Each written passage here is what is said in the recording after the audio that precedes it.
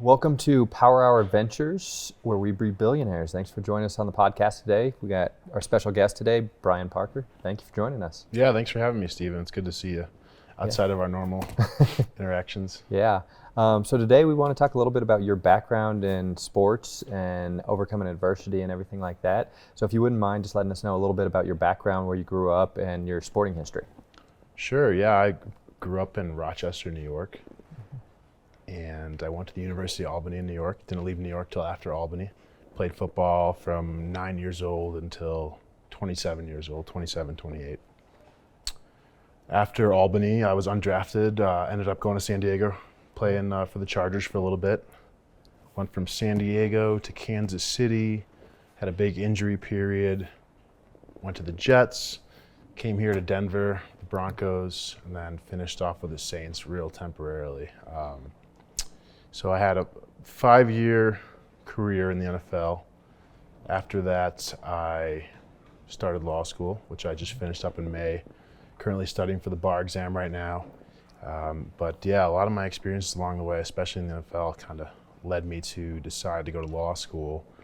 But yeah, the 5-year NFL experience and everything before that sure shaped me up going forward. Gave me a lot of experiences, things I've learned from, things I try and shed light upon, wisdom upon others in ways that a lot of people don't get to experience. But yeah, a lot of ups and downs. People always ask me, do you miss playing in the NFL? And I sometimes struggle with an answer because there's so many things I miss about it, but there's so many things I'm relieved that I'm not partaking in anymore. A lot of them being my injury, especially if you could see me here today after nursing a torn Achilles from 4 weeks ago.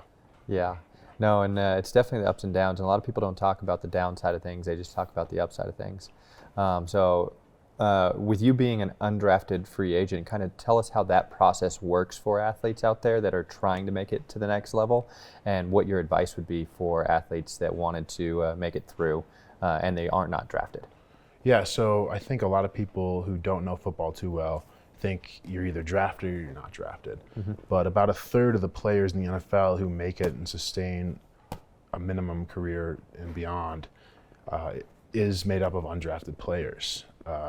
So to me, I wasn't discouraged because I was coming from Albany, which is a FCS school. Mm-hmm. So we don't participate in the bowl games, but we have a playoff system. We have 63 or 65 scholarships as opposed to the 83 or 85, or at least when I was playing. So for me, it wasn't too discouraging to be undrafted. I did think I was going to be drafted going into the draft based on how my numbers were and what scouts were telling me. But for me, it was just all I could do is hope to end up on a team and try and make a team from there. So if you're undrafted as what they call, I think, a priority undrafted free agent at the time, you usually get options. So I think I had 7 or 8 options, which is an advantage, I guess, of not being drafted, one of the few. And I decided to go to San Diego. So out of the teams, I kind of evaluated where I wanted to end up, and how that works is throughout the draft, you're getting calls either from your agent or from scouts or from coaches from different teams saying, okay, Brian, get ready, we're going to draft you, or be ready, we might pick you tomorrow. So I was getting those, chirps in my ear throughout the 3-day draft process, not really knowing what was going to happen. But towards the end of the draft, I had about, I think, 8 teams that had said, we'll give you this minimal signing bonus if you come out here. And between my agent and myself having conversations and wanted to be out of New York, I chose San Diego. So yeah, I wasn't discouraged by any means, but starting on a team when you're an undrafted free agent versus a draft pick, you definitely have more of an uphill battle to climb, and you need a lot of things to go your way. But all you could do is really take it one day at a time, and that's what I did. Yeah, and just earn your spot, which is really cool that you were able to take that path and show that, hey, it's possible. One of the stats that you actually just said, I actually wasn't familiar with, that actually a third of athletes in the NFL are the undrafted. Most people, like you said, think that it's either you're drafted or you're undrafted. I didn't realize it was actually up to a third that are undrafted. That's a really cool stat. With being in the NFL and now changing into law, I know one of the things with athletes in retirement is something that most people don't know about unless you're a professional athlete or have heard about it. I know baseball, if you played one pitch in the major leagues, you get full retirement. Can you kind of explain what retirement is like, if there's any benefits, what the benefits are, what the years are for football? Yeah, for sure. And a lot of it I learned after retiring. Yeah. And these resources are available when you're playing, but usually at 4 o'clock at the end of the day, after a full day of work, you're not really paying attention to the next NFLPA guy rep coming in to talk about all your benefits, because quite honestly, when you're playing, you don't think retirement is that close. Yeah. So a lot of it I learned from experience after I retired. Basically, the broad summary of the benefits in the NFL is, in order to get majority of the minimum benefits, you need to have 3 credited seasons. So that's exactly what I got. I had 3 credited seasons. One of them I reached in a settlement, in an injury grievance I had to file against the Chiefs. But nonetheless, I had 3 credited seasons, which gets you the minimum pension. It gets you a minimum severance pay. You get insurance for 5 years after your last contract. You get an HRA, or you get some sort of health savings account that grows the more years you have. So that'll start after your insurance of the 5 years ends. You get a lot of educational benefits, which is really helpful for law school. Both from the NFL, you get a tuition reimbursement program, which is a taxable income. And then through an affiliate from the NFL called the Trust, they actually give up to $20,000 per calendar year for education, which is something I definitely don't think I learned while playing in the NFL. So I had a lot of benefits that helped me get through law school without having to take out any loans or even consider it. And it was helpful going forward. I don't know that I would have considered going to law school, especially at the University of Denver, a private school. Tuition's a little bit higher if I didn't have those benefits. So yeah, you mentioned the baseball. It's kind of funny that a non-contact sport, or a lot less contact in that sport, you get a lot more benefits a lot sooner. Where the NFL, you could be in the NFL for 5 or 6 years, and if you don't hit their formula to accrue seasons through practice squads or however else you may get it, you may get no benefits. So it's a little unfortunate, but knowing that wouldn't have changed anything, because my goal is still to do the most I could throughout every year. So a lot of it is learned just through experience after I was done playing. Yeah, but knowing that now, is there advice that you'd give younger people that are coming up in the sport that you would tell them? Because I know knowing those benefits after are obviously beneficial, but you can explore those a little bit more when you're in, if you actually know about them. But a lot of athletes, they don't know about them. So would you encourage younger athletes to explore those benefits and understand them more? I think I would encourage it in the sense that the more you know, the better you can plan. Again, I don't think it should change their mentality on whether or not how hard they're going to try the next day. I don't think that changes, but I think having a broad understanding of what money will be available to you, what benefits you'll have, will kind of help you budget throughout the year. And whether you're making the minimum, which is still a significant amount for a normal person's salary, to someone making millions of dollars per year, having that idea or having that understanding of the insurance you'll have, the money you'll have after, what educations you may want to pursue, would be helpful, knowing, just having a backup plan. Because again, that's not something that people want to think about. The NFL does do a good job of within the teams, internally at least, they're trying to get you planning for what's next. So having that understanding would only help players. So reaching out to the NFLPA, looking in the online portal, which I'm sure is more accessible and efficient each year, and it kind of does a good job explaining the broad summary of everything. And knowing that would definitely have changed some things. I was a pretty frugal spender, but I know there are a lot of people that just kind of don't know what they do besides football, even though they have a lot of other attributes and talents that they could take. I think just having an understanding of where your life is going to go would really be helpful in that way. Yeah, no, and that's very important to be able to start setting those kind of things up, because in sports, it's the only career that you don't know if you have a job tomorrow, because one, you can be replaced, but two, you could have injury and you could be out. And as an athlete, you're not thinking about that.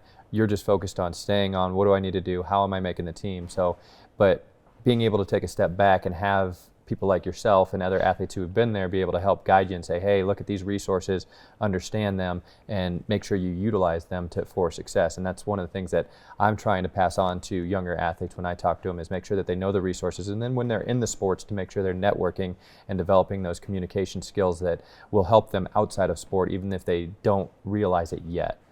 So it's cool hearing your story and how you would change things a little bit with that. Switching topics a little bit, I know NIL rules have changed recently where college athletes are allowed to get paid. How would that have changed your college career, or do you think it would have changed your college career?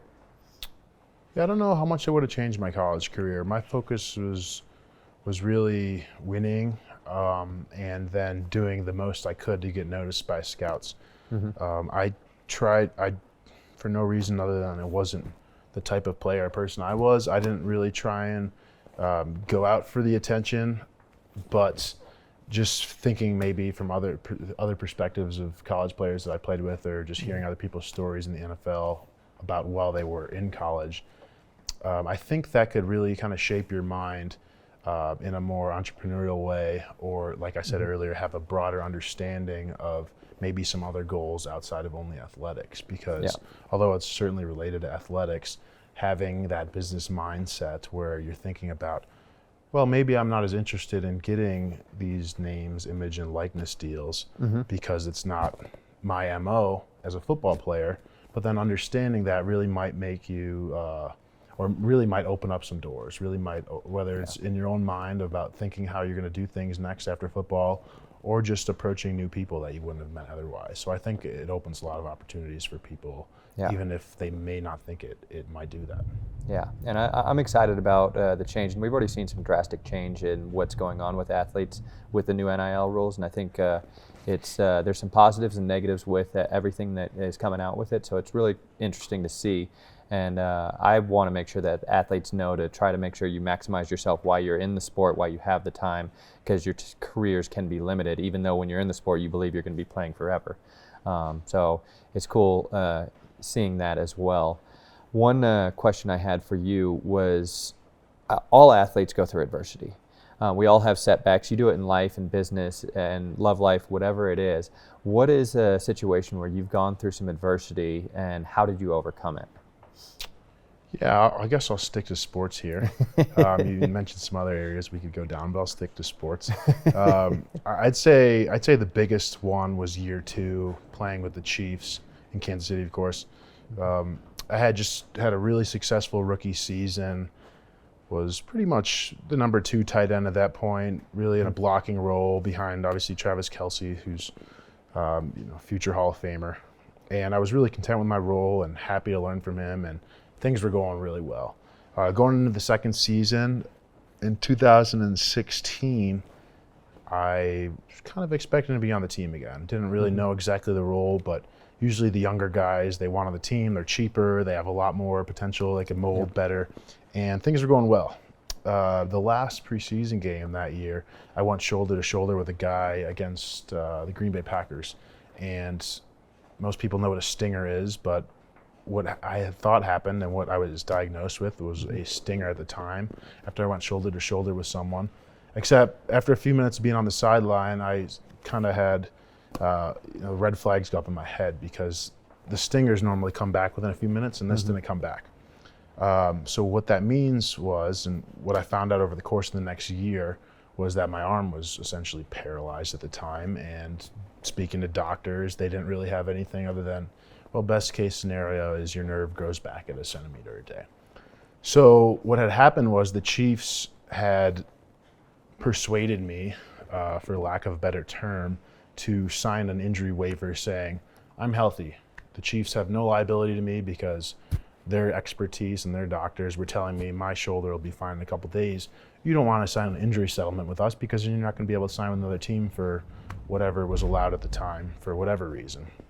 So I listened to their advice, and I end up getting claimed the next day by the Jets. And as I'm flying out to the Jets, I'm just communicating back and forth with my agent.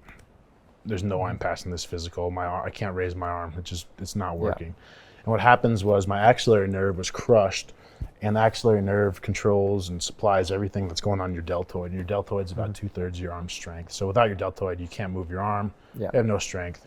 So lo and behold, I failed the Jets physical. And then because I signed the injury waiver, I'm on the street back in Rochester after I'm thinking I'm going to have a long NFL career. Yeah. And thinking, well, I may never even use my arm again, let alone play football. So that's when I started thinking about what's next for me. Started thinking about law school at that time. But the adversity was, everything was on a high. Everything was going well. And then just like that, I realized how ruthless the business of football and the sport of football can be. Yeah. So I filed an injury grievance, and don't have to get into all those details, but that ended up getting settled in a favorable way over the next year. And I ended up playing football for a few more years after that. Ended up with the Broncos for a couple of years. That's how I got out here in Denver. That's how we met through training at Landau. But that was a big low in my life, not because of the pain and somewhat because of my arm not working, but mostly because of the uncertainty and because of the complete 180 in my life. So that was definitely the biggest, the most adversity I've had to face, which in a lot of ways I'm lucky, but that was a big learning experience for me. And with adversity, we normally, it grows your character and you grow from it.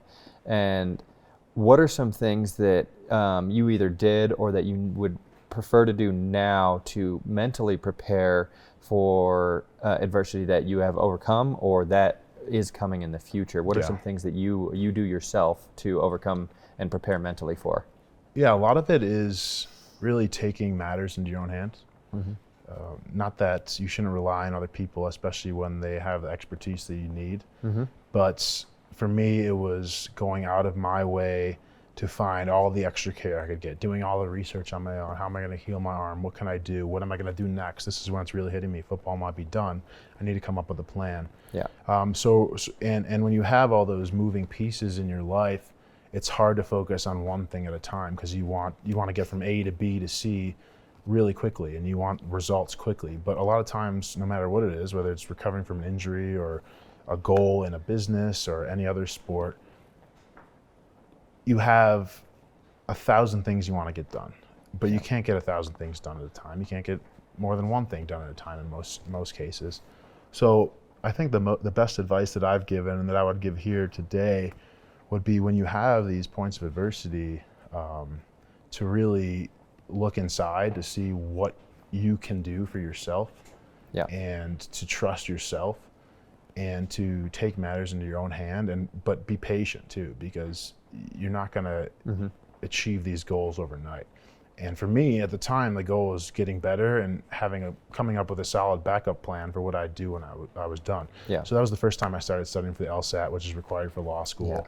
And also I really learned to kind of focus on the day-to-day. I wanted to focus on what can I do today where tomorrow I'm in a better place than I was this morning, rather than how can I make my arm work and sign with the team tomorrow? Because those were definitely my thoughts at first. So it's really just being patient, trusting yourself and trusting the process. And then obviously when you can, lean on others for advice and take the expertise in doses as you can. Yeah, and that expertise that you take in doses with your situation specifically, it's like knowing now what you do with law school and how you just finished up and everything.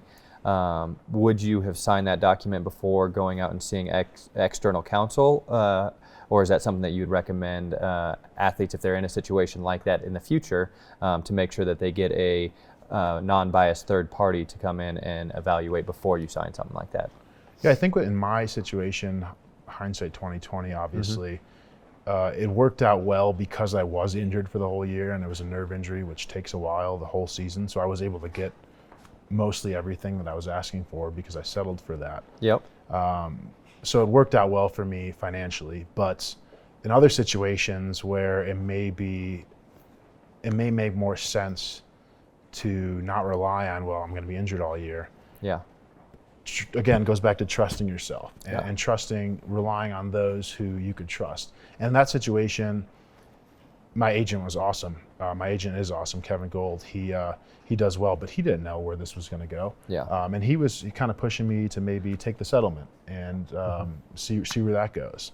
But he was there for me in my corner. So I think I don't think I would have changed anything, but for other people who are in the same situation, you want to be cautious, especially in the professional sports industry, because as much as things could be going your way one day and everyone could be all buddy-buddy with you, as soon as things go south, it's a business. And unless you're in that top 10, 20% of players, and even sometimes in that category, you know, if things aren't going your way or things may not look good for the business that are in your best interest, you got to realize that, and got to realize that you really got to look out for yourself in all situations. Yeah, and that's important. One of the things that you said there was, when you're in the limelight, everybody wants to be around you, everybody's there, but when things get tough, you really figure out who's around you. So it's really important to make sure that you surround yourself with those good people that you know have good intentions, that are there for you no matter what. It's hard to tell when you are on the successful side of things, though, because people, it's very, very hard to see that true character. But that's one of the things that I try to relay to younger athletes, and also people in business as well, that, hey, make sure you're surrounding yourself with those right people, those people that are trying to succeed, those people that have the ambitions you have and that want to grow. So that's a great message that you have right there. Very, very valuable. One last question I got for you today. I know you're big into golf, and I know you can't golf right now. You have a foursome. Who are you playing with? You can play with anybody dead or alive, and what golf course are you going to be playing at? I think I'm going, got to see it for myself, but I think I'm going down to Augusta. Augusta's great course, great course. Probably a common answer. And then I had this conversation the other day, my Mount Rushmore of my favorite athletes, or my GOATs, I guess, if you will. Yeah. I'd have to go Peyton. I have to have Peyton up there. Okay. My dad was a big Baltimore Colts fan, became an Indianapolis Colts fan, so I was watching Peyton since he was drafted. Yep. I'd probably take Adam Sandler. Big fan of Adam Sandler. That's a good one. Loves to get on the basketball court with him one day, and I think that'd be my in there. Yeah. And then who else? That's two athletes, or I'm thinking of him as an athlete right now, playing basketball. I guess, I'd have to bring back Kelsey out there. Kelsey's a great dude. Haven't seen him in a few years. I learned a lot from that guy. Yeah. And love watching him play these days. So great kind of athlete. have a little flash from the past there, and then bring him together with a few other people. I think that'd be a lot of fun. But yeah, I think Peyton Manning's a no-brainer for me. Yeah. I got a chance to meet him before, but I think playing on the golf course then would be awesome. Well, maybe we try to figure out something like that, work something like that out. Thank you very much for coming on the show today. Really appreciate it, and taking the time to speak with us. Until the next show, we'll see you guys next time. Cool. Thanks, Stephen.